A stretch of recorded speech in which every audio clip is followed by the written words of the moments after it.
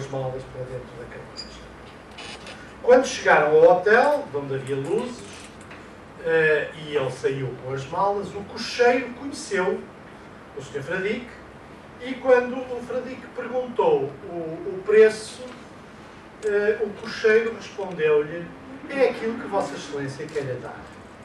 Ou seja, não insistiu no preço porque se tratava de Sr. Fradique. E há uma frase terrível do Fradique que remata esta história e que de facto é uma metáfora sobre Portugal. E ele, com a displicência que nós portugueses somos costumeiros, deu-lhe aquilo que ele tinha pedido.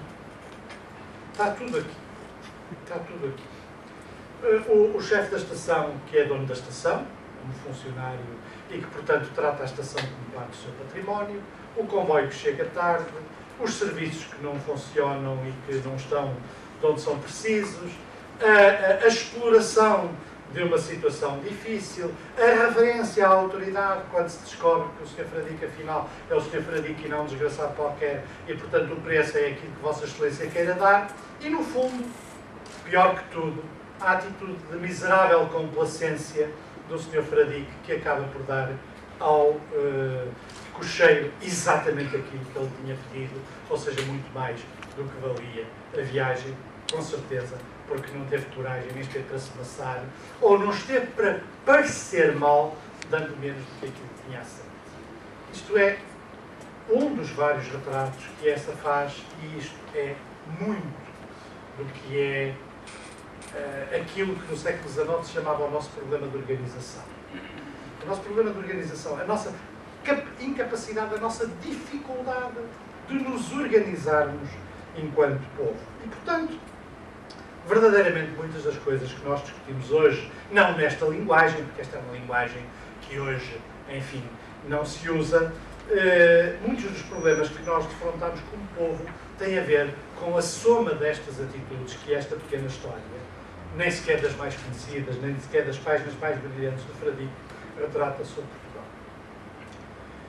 Este é o primeiro dos aspectos. O segundo aspecto é que eu vou-vos falar de política. Não esperem uma conferência científica, que, aliás, sobre esta matéria nunca seria, obviamente, científica. Não há uma discussão científica sobre os bloqueios de Portugal em 2009. Quem disser, quer aqui dizer que vai fazer uma discussão científica sobre esta matéria, como se houvesse apenas uma única solução ou uma única maneira de defrontar estes problemas, não só vos engana, como transmite a sensação completamente errada de que a maioria destes problemas em democracia se resolvem pela política, em primeiro lugar. Mesmo que essa política implique uma visão sobre a economia, sobre a sociedade, sobre a cultura, sobre a governação. E eu acho que um dos aspectos fundamentais para sermos capazes de defrontar os nossos problemas está em reavaliarmos e não termos medo de que a maioria destes debates são políticos, devem ser políticos e devem ser defrontados com uma linguagem que não ignora a política e a democracia. E dizendo que não ignora a política e a democracia, significa que não ignora a política dos partidos.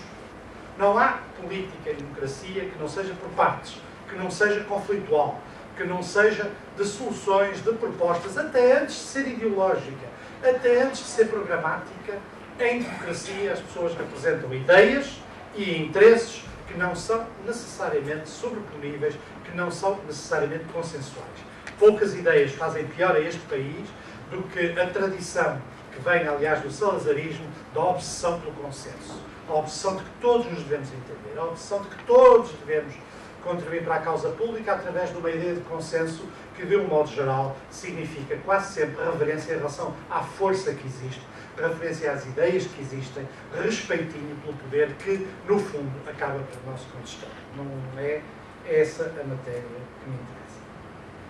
Significa isso que, para mim, não basta a atitude de zango. O que é que nós conhecemos hoje em Portugal em 2009? As pessoas estão zangadas com o poder. Umas vão mais longe, dizem que estão zangadas com o sistema, porque acham que podem chamar sistema à situação atual sem, ao mesmo tempo, dizerem que estão zangadas com a democracia. Não há sistema, não há aqui há democracia. A democracia é assim, nem sempre é boa, nem sempre é pura, muito raras vezes é sanitária, muito raras vezes é deixa de ser corrompida pela sociedade, pelos interesses, pelas contradições e pela humanidade, mas a verdade é que em democracia não há soluções sem nós olharmos para a conflitualidade entre as partes. E para mim há um pano de fundo sobre os nossos problemas atuais que ou nós ultrapassamos a curto prazo ou provavelmente ficaremos mergulhados neles. Isto antes de entrar nas questões mais complexas. Esse pano de fundo é muito simples. A atitude de zanga com o que está não muda nada. A atitude de zanga e de protesto, que aliás faz crescer os partidos radicais na nossa sociedade, não é uma atitude que mude coisíssima nenhuma. Ou nós encontramos uma solução pelo voto no sistema político-partidário, por muito que se defenda a sua mudança, ou a mera expressão do voto pela zanga e pelo protesto pode satisfazer individualmente muitas pessoas, mas não tem nenhuma capacidade de transformação, não tem nenhuma capacidade de nos ajudar a resolver os nossos problemas. Portanto, o grande dilema para a vida política dos dias de hoje é fazer com que as pessoas compreendam que as suas dificuldades, os seus problemas, as suas perplexidades têm que ter tradução no sistema político democrático, porque não tendo tradução no sistema político democrático, então estamos a falar de soluções que não são democráticas. E o mero voto de protesto ou de zanga, ou a abstenção de protesto e de zanga, são profundamente conservadoras. Ajudam a manter o que está na ilusão de que, de facto, traduzem qualquer mudança. Como nós temos uma espécie de mentalidade cartesiana com os números, que aliás nem bom rigor não é cartesiana, é pitagórica, que é acreditarmos que os números normalmente temos sempre 3 razões para fazer uma coisa, que normalmente quem as enuncia nunca chega à terceira, mas eu neste caso vou referir 10 problemas que do meu ponto de vista identificam alguns bloqueios, uns mais antigos, outros mais modernos, da nossa vida contemporânea. O primeiro, sobre o qual eu serei mais curto, porque não é de minha competência, é evidentemente a situação económica, a economia. Eu penso que todos conhecemos o diagnóstico dos nossos problemas económicos, da nossa verdadeira situação de falência. Da nossa verdadeira situação de falência a prazo. A mais curto prazo do que nós imaginamos. E não me detenho, obviamente, sobre soluções ou receitas puramente económicas, em primeiro lugar por uma questão de competência, mas em segundo lugar porque também acho que muitas vezes o debate sobre a economia é mal feito.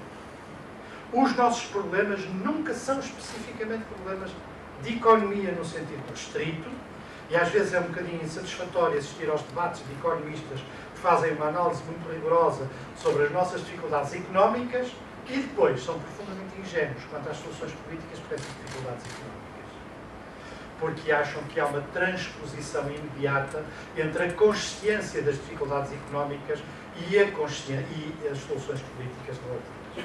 Ora, não há. Não há.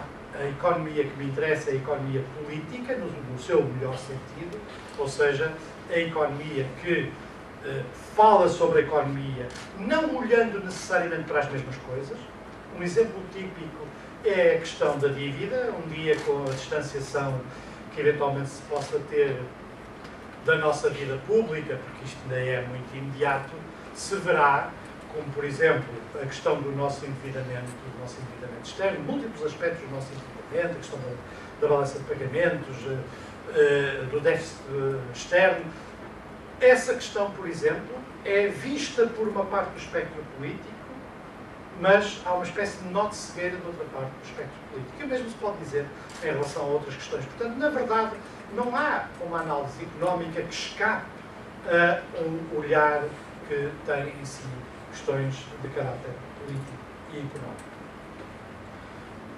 Exatamente porque nós estamos numa situação de crise dentro da crise, uma das tragédias que efetivamente nos aconteceu recentemente é nós pensarmos que estamos perante uma crise internacional e que os malefícios da nossa economia se devem apenas à crise internacional.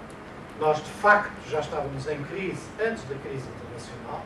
Não adianta dizer que os nossos números são melhores que os números alemães. Eu não me importo nada de trocar a economia portuguesa pela economia alemã, mesmo que com os piores números da economia alemã. O problema, obviamente, não é esse. nem com a irlandesa, que apesar de tudo cresceu nos últimos anos enquanto nós não crescemos. A verdade é que nós estamos